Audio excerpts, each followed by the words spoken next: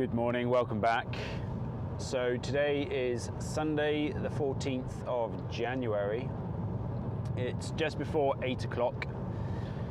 I've started a little later than I wanted to, but you know, here we are.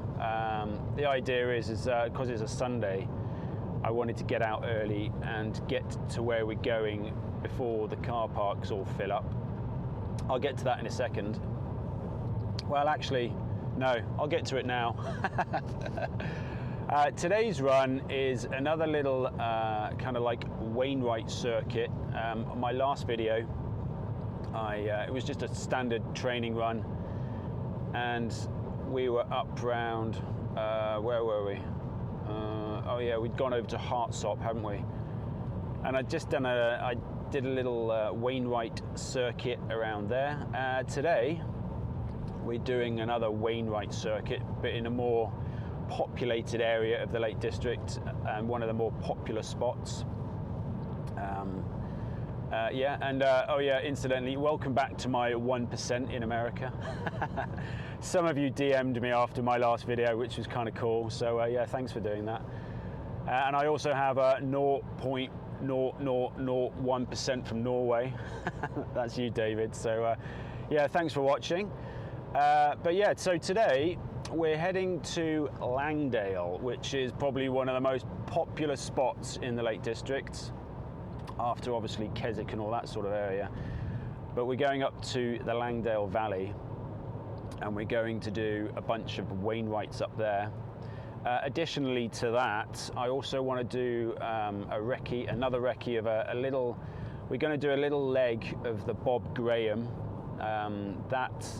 Those of you that don't know about the Bob Graham, I have mentioned it in previous videos. Just give it a Google. It's basically a ultra distance run that's done around the Lake District, up and over a lot of Lake District summits. You know, it's a pretty gnarly route, and it's a well-established route, and that route is broken down into quite a few little legs, and we're just going to do a little section of that today. We're going to do the section from High Rise, or Thunacar Knott, Rossett Pike and Bowfell. We're going to do that, but let me just go over the route that we're going to do. So today I'm parking up in the Dungeon Gill car park. That's a National Trust car park. It being a Sunday, it's going to fill up quick, so I'm trying to get there early-ish. I'm hoping, it's now 8 o'clock probably, so I'm hoping to get there about 8:45, and hopefully it wouldn't have got too busy by that point. The roads aren't too busy at the moment. However, the weather's not amazing. It's clagged in, and the summits are covered, so there might not be so many people out today. Yeah, incidentally, 2 days ago, when I was last out up Helvellyn, we had the most insane cloud inversion I've seen since I've moved up here. Now, I mean, I was lucky. I wasn't working that day, and I just happened to go out, and I read on MWIS, the weather report, that there was a good chance of a cloud inversion.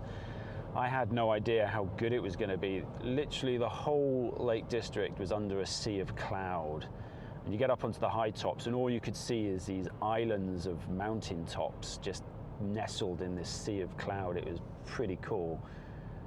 I mean, I'm sure there's been countless cloud inversions like that in the last 3 years. It just so happened that 2 days ago, the blue moon and the fact that I wasn't working, all those things coincided, and it was awesome. So as you can see there, a really cool cloud inversion. Don't often get those sort of days in the Lake District, and of course now it's clagged in. Yeah. Anywho, I digress. Let's get back to this route. So parking up in Dungeon Gill, then the first checkpoint, or Wainwright so to speak, will be Seargent Man. I'm not going to head straight up Dungeon Gill to Stickle Tarn. I'm going to break off right off the main path and go up a different line. It's a less used route, but apparently it was the original path. Since then, of course, they've built a big kind of stoned path because of the heavy traffic up that way. So yeah, so we're going to explore this old path that used to be the way up there. So we're going up to Seargent Man, and then from Seargent Man we're going to head over to High Rise.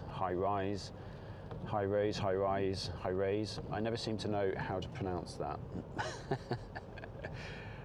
And then I'm not going to bother with the Langdales. I'm not going to go up Harrison Stickle or have I got that right? Harrison Stickle, Langdale Pikes or Pike of Stickle. I'm not going to bother with those three. I'm going to bomb it straight from Thunacar Knott down to, oh God, I think it's the Stake, I think it's called Stake Pass. It's basically the Langdale Fell Race line. I'm just going to take straight from Thunacar Knott and bomb it down to the top of Stake Pass. I think it's called Stake Pass. And then I'm going to take the line up to Rossett Pike.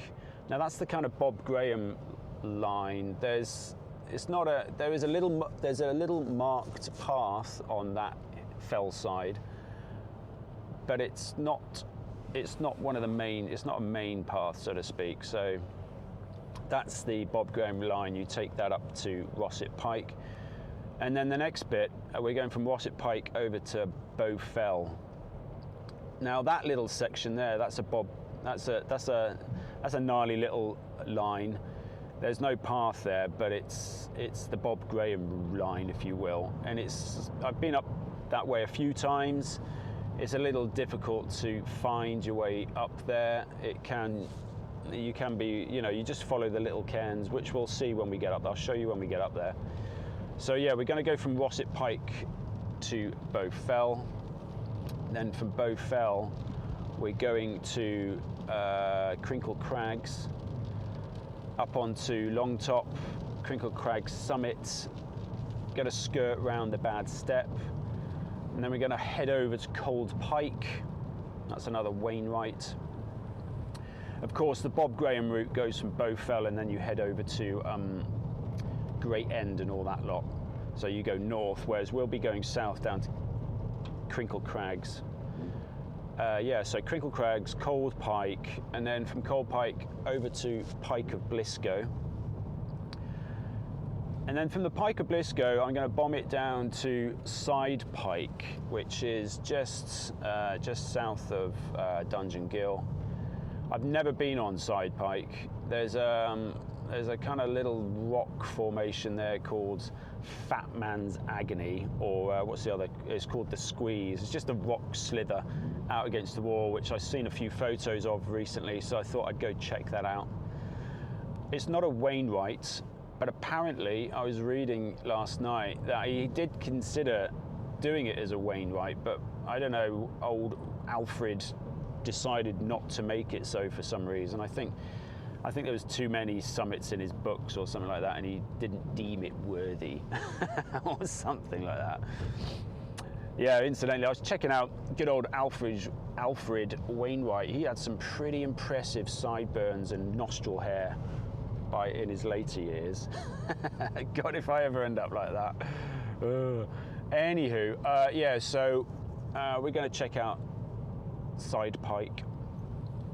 Yeah, and that's it. And then I'm going to find a line off Side Pike and bomb it back to Dungeon Gill. And that's the plan. That's the plan for today. I think it works out at 8 Wainwrights. Of course, that plan can completely change, because as I'm looking out the window here now, it's just all claggy and it's all rainy and it's just going to be clagged in. So there's not going to be very many views, I have the feeling, today. So I'm not entirely sure how this video is going to work out. It might just be you watching me do a lot of running in the clag, so that's no fun for anybody really, is it? So yeah. I'm going to probably lose you straight after this intro, if I haven't lost you already. And if I have lost you already, you don't know what I'm talking about, so yeah, anyway. So yeah, that's the plan. So I'm just going to finish this drive off. It's not too far now. It's about another 10-15 minutes, and yeah, I'll see you in a bit.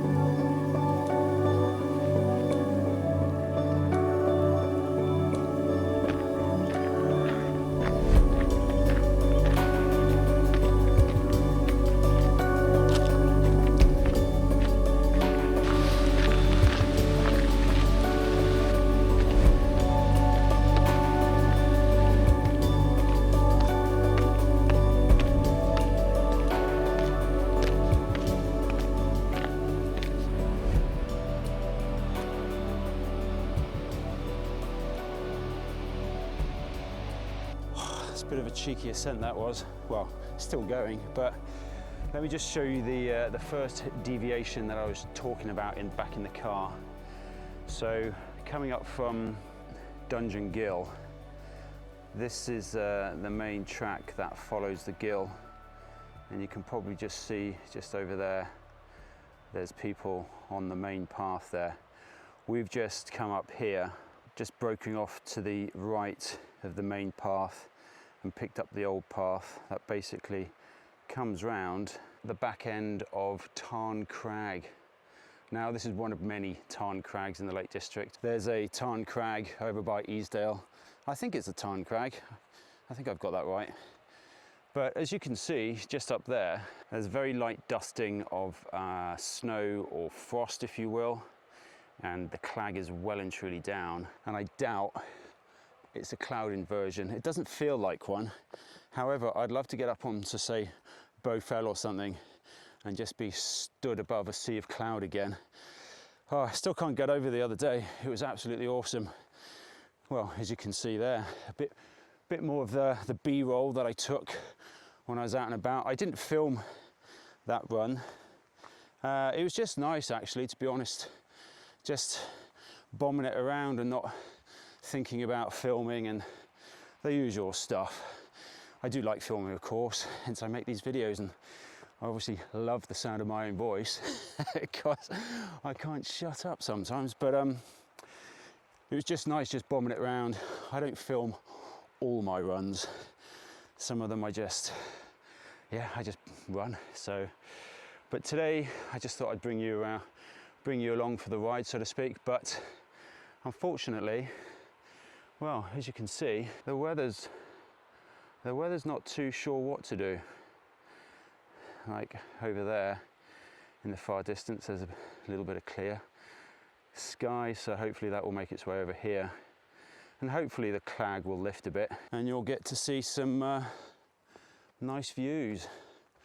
Oh, look at these herdwicks. Now, just to inform that 1% of mine that doesn't come from the UK, you lot residing in America, these sheep are known as herdwicks, and they are cute little buggers. Just big fluffy, oh, they're so cute, and they got such a temperament on them.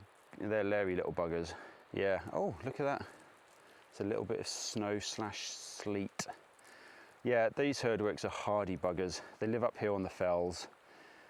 Yeah, they are cute. They're a breed unto themselves. Okay, well, I'm going to stop waffling. We're going to get on with this run. Don't be surprised if I don't talk a great deal on this. But then I keep saying that, don't I?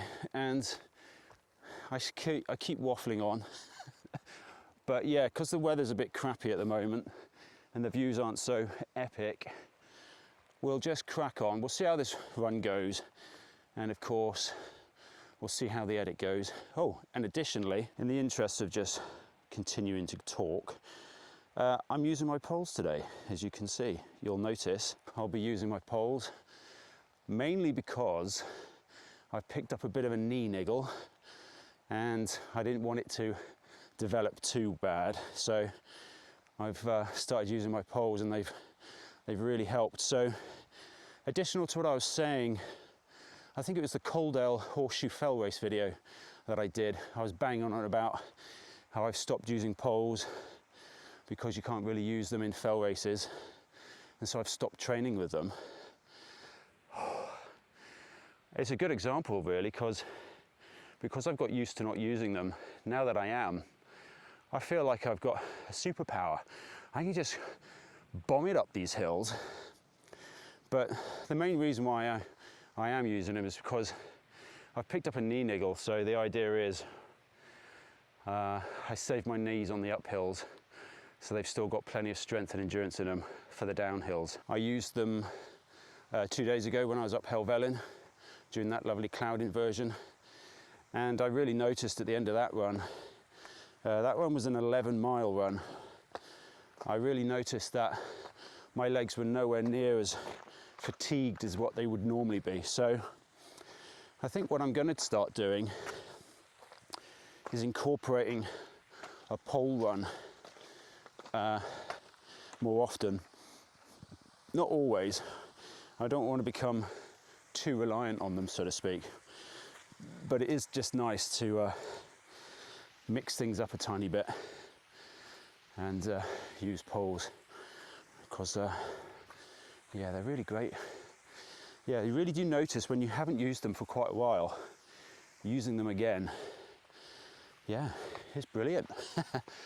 Well yeah, it's starting to snow a bit. Anyway, I'm going to stop banging on and boring you to death. Let's go on with this run.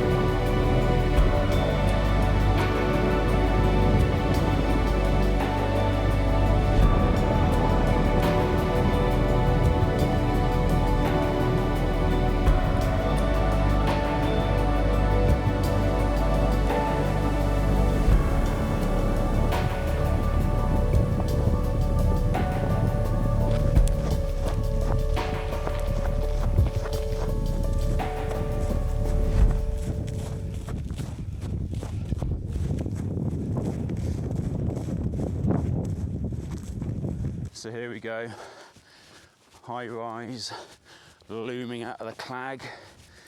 There's the trig point just up there.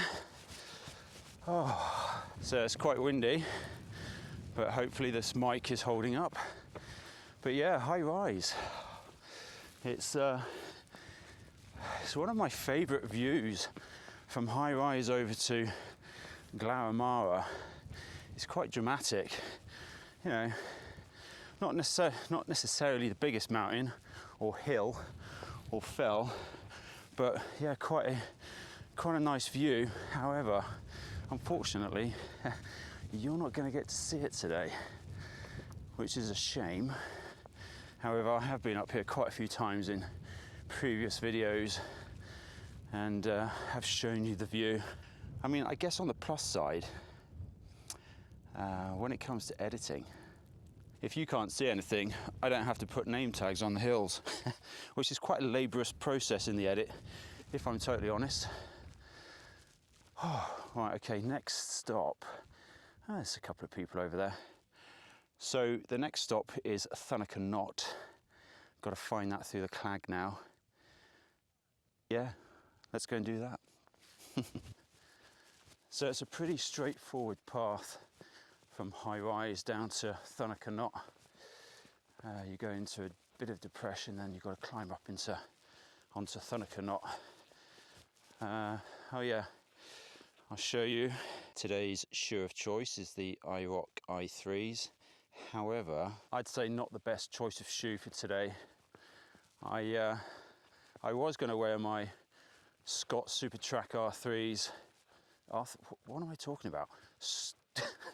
Scott Super Track RCs with the resole on them from Vibram from the Key Cobbler in Kendal. However, when I got out of the car, I saw a bunch of other fell runners in the car park all putting on their IROCs. I thought, you know what? I'm going to wear mine. I'm quite impressionable when it comes to, especially when it comes to shoes. So I thought, well, if they're wearing theirs, I'm going to wear mine. And I really wish I'd just gone with my original choice, mainly because these are grippy, but it's very hard underfoot. And today's going to be around about 12 to 13 miles if we do the full route, of course. Of course, I might bail halfway round, but we'll see, depending on the weather, because, well, I don't know if you can make this out, but even though it's snowing, it's very light up there, so I can't help but feel as if the clag doesn't go too far up. But the point is that it's quite hard underfoot, and these IROCs don't have a great deal of cushioning. They're all about the ground feel, because they're better suited for wet, sludgy, crappy kind of ground. And today's is pretty hard and slippy in spots. So yeah, and the other thing, of course, part of me wishes I'd brought my micro spikes. They also are in the car, but I didn't bring them out. Anyway, these are lessons learned, of course. Next time I come out, I should imagine it's going to be a lot colder, because yeah, things are starting to get a little icy now. We're going into February at some point. Well, what is it? 13th of January. I don't know about you, but it feels like January's been going on forever. But then this time of year is always like that, isn't it? So, yeah, all right then. Enough of the waffle. Let's crack on. Oh yeah, the other thing, of course, when the ground is hard, I always try and stay off the main paths, especially the cobbled or paved. They're treacherous as much as they're trying to keep down on erosion or path erosion. Those paths that they build can be treacherous sometimes. So I just try and stick to the long grass like I kind of am here. It provides a lot more traction underfoot, so. All right, let's get on with this.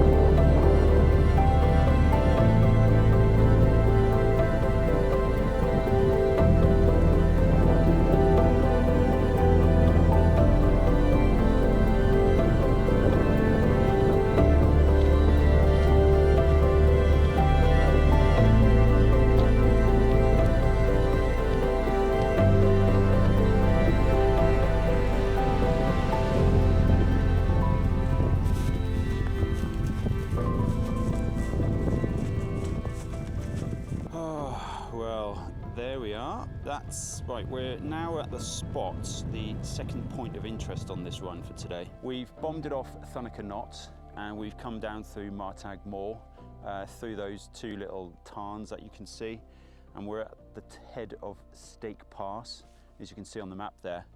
And what we're going to do now is you can't really see from here, but going from the head of Stake Pass, oh damn, it's just gone. There's a col just up there to the left, up in the clag now. but we're just going to go up the fell side there. There's no main path as such. It's not really marked on the map, not really. There is a faint dotted black line further up the fell side there, which you can just about make out, but that's not what we're using today. There you go. The coal's just revealed itself a tiny bit. So we're going up on the diagonal, up to that coal that I'm pointing out now, from the base of Stake Pass, which is just down the bottom. That line is a Bob Graham line, coming off Thunacar Knott. Got to find my way down here. It's all boggy. Boggy, boggy, boggy, boggy, boggy. I'm going to catch on camera me slipping on my arse. Oh, God. That's the thing about the snow. It hides all those little hazards, all the slippery rocks, all the boggy bits. But in other times, it kind of highlights other bits like paths, for instance. This one that we're following down here a bit. What was I saying? Yeah, Bob Graham. So for those of you who are interested, and for those of you who don't know what I'm talking about, I'm banging on about the Bob Graham. As mentioned in the car earlier, it's a rather popular ultra distance challenge up here in the lakes. And there's 101 different ways of doing it, of course. Some people have done it countless times. Some people are a hell of a lot more knowledgeable about it than me, seeing that I've never actually done it. But, you know, I like seeking out the little bits and bobs, because of course there's at some point I want to do it. So this is one of those things. This also is a line on the Langdale Horseshoe Fell Race, which is run by Ambleside AC. Generally takes place, I think it's an October race. Yeah, I think it was held in October last year. I should know, I actually ran it. I did a recce of it as well. Cool, so that's the second point of interest on today's run. Third point of interest will be the line from Rossett Pike up to Bowfell. And oh my word, look at that, a big heavy dark cloud of clag sitting on top of Bowfell. Nice. Hopefully it won't be too atrocious up in that, but I guess we're going to find out. Cool, right, let's get on with it.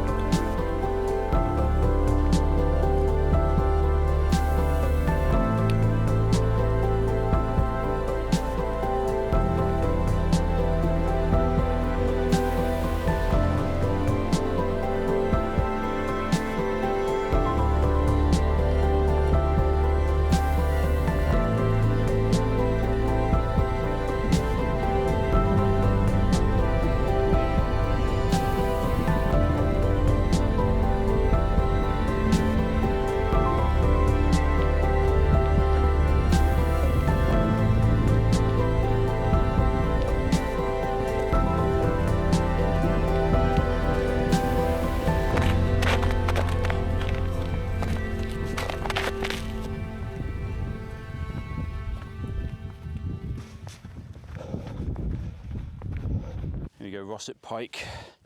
I've kind of oh God, I can't speak. I've kind of come at it at a wrong angle. That's a bit of a mouthful. There's the summit cairn, not massive. I try not to sniff too much on camera. It can be quite annoying. Oh my word. Yeah, let me just show you a bit of the view. Clag and more clag. So we are heading up into that. So actually, let's just go across here, see if I can show it to you a bit better. That was a bit of a grind coming up there. I keep forgetting that the ascent onto Rossett Pike is a bit of a pain in the arse. There's quite a it's a bit of a boulder field. Trying to get your way through there. I can imagine if you're on a Bob Graham and you're at this point and it's in the dark, it can be a little bit awkward, but there you go. So that tarn down there is Angle Tarn, and that cairn there, which you can just about make someone walking up to it, that is the head of the pass, whatever that pass is called. So the next point of interest on this run, the third point, the ascent from that cairn down there up onto Bowfell. And you can just about make a path out that heads up into the clag, and then it kind of vanishes and you've got to find your own way up. There are small cairns that people have placed along the way just so you can find your way up. But yeah, we're going to head up into that thick clag onto Bowfell. And to be honest, I don't think I'm going to actually go onto Bowfell summit itself. I'll just blow past it. It's very rocky, slaty rock up there. It can get quite slimy and under these conditions, and it's just a pain in the backside really. So I've been up there loads of times, so I don't need to go up there again today. So yeah, I'm going to cut out the actual summit itself, blow past, and I'll be honest, I think I'm going to reassess when I come off Bowfell. I'm going to assess how I'm feeling and whatnot, whether or not we crack on with Crinkle Crags, Pike of Blisco, because let's just have a look at the Sunto. So we've been going 2.42 hours, 3,289 feet of elevation, bang on 6 miles. Oh, I didn't hear the alarm go then. And it's 11:48. So I don't know actually. I mean, it's not a bad day actually. As much as it's clagged in, my feet are freezing. It's the weather conditions are actually not too bad. It's not frozen. It's cold, but yeah, conditions could be a lot worse. So we'll see how I feel when we get past Bowfell.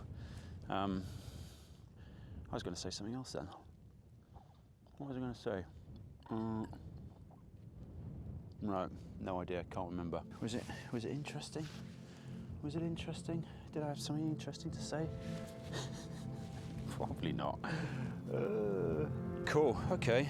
Well, let's get on with it. Whew. Chilly, chilly, chilly.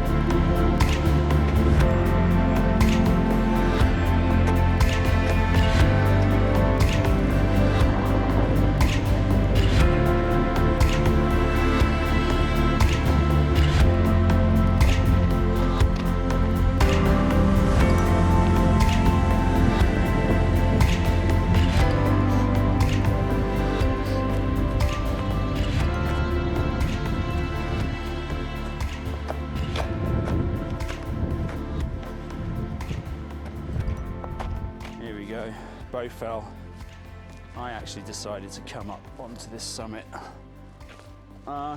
mainly because I would say that Bowfell is my favourite summit in the Lake District, mainly because it was the first that I ever climbed back in the day when I was, oh God, how old would I have been? 19 maybe, but yeah, spent a few nights on this summit as well, but it's been a long time since I've ever done that, but it's well worth the effort. Oh, look at that, what a view. So it's good to see that down in the valleys the snow hasn't reached there. Earlier when I was climbing up, oh, I've just seen this. I've got to show you this. Oh, someone with my sort of sense of humour. childish, to say the least. What was I saying? Yeah, I was a little concerned when I was coming up earlier, when it was heavy snow. I was like, oh, I really hope that doesn't settle down in the valley and the cars get stuck, but it doesn't look like it has, so. Cool, so we did come up Bowfell, even though I'd said I wouldn't. My feet are absolutely freezing. I really wish I had my waterproof socks on, but you know, just got to grizz it out and get on with it. So yeah, I'm going to drop off here and decide whether or not we're going to go up to Crinkle Crags, but I think we might. Yeah, because when I get moving, my feet start to warm up. So less waffling, more running. Cool, right, let's go. I've got to get off here without slipping and breaking my neck. It's quite treacherous coming off Bowfell. It's always a bit slippery at the best of times, and today even more so. So cool, I'm going to put this away and concentrate.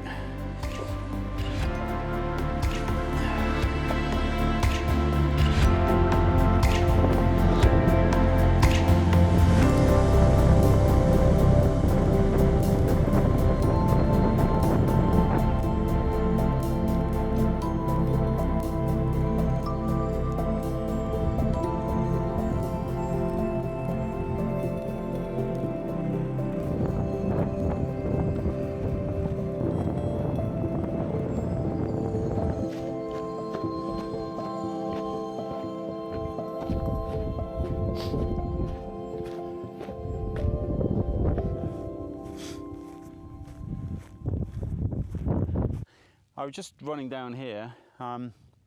Every time I come around Crinkle Crags, I always try and find the race line because I'm trying to dial it in. Because last time I used it in earnest, when I was running the Langdale Horseshoe Fell race, Clag was down. I got horrendously lost and I thought I knew it. So I'm just kind of dialing it in. And as I'm coming around, I'm missing all the crags, Crinkle Crags, the actual ridge lines up there. But the race line comes down here. And you hit this kind of slight col here, or this grassy slope, and you hook up onto the left and it takes you up onto the grass terrace up there, and Crinkle Crag summit's just where those people are coming down. But as I was running along, I just wanted to point this out just in case the Clag comes down, which, oh, it is. I better be quick. Over there you can see Scafell Pike and Scafell. So I'll show you there now, Scafell Pike. It's just being covered by the Clag, unfortunately. And the col slash saddle down there, that's Mickledore, and to the left is Scafell itself. And just in there you can see the kind of depression that leads down into Fox's Tarn. Tiny, tiny little tarn. And then the outflow from that is Fox's Tarn Gully, which is one of the ascents for the Bob Graham. If you're heading up to Scafell. Obviously coming off Scafell Pike, if you're heading for Fox's Tarn Gully, the entrance there is a race line off Scafell Pike that's a little more direct, and you don't actually go onto the col of Mickledore, which I've not found that yet. I was a couple of fell races last year that used that line. I did see a couple of people just bombing down there, but I've not actually gone to explore it yet, so that might be next on the cards at some point. But yeah, there it is in all its glory. So we're just going to crack on up this grass terrace onto Long Top, High Top, Long Top. It's basically Crinkle Crag summit. And luckily my feet have warmed up a bit. But yeah, so things to note for next time. Don't forget your microspikes, John. They would have come in very useful earlier on, but I managed not to slip. I mean, the great thing about microspikes, you can throw them on and then just start bombing it around with not as much care as what you'd need to without them, which is what I've been coming off Bowfell like an old nana. Oh, it's starting to clear up a bit. So yeah, waterproof socks, microspikes, and a better choice of shoes next time. However, these aren't too bad. They're just a little thin on the hard rock. Cool. All right then. Let's get up to Crinkle Crag summit. Ooh.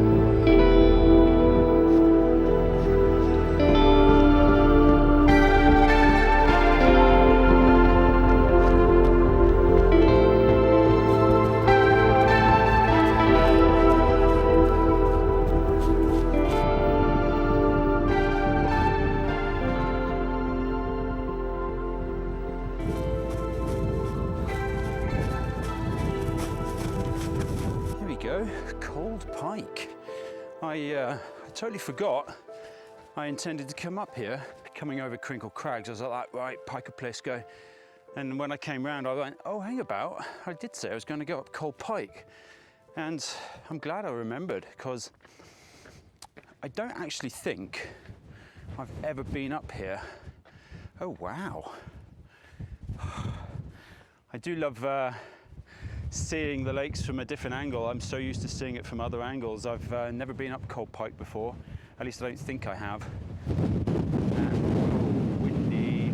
Oh my. Let's get out the wind a bit, seeing that we're going to be coming back down here. Right, we're out the wind. Let's try that again.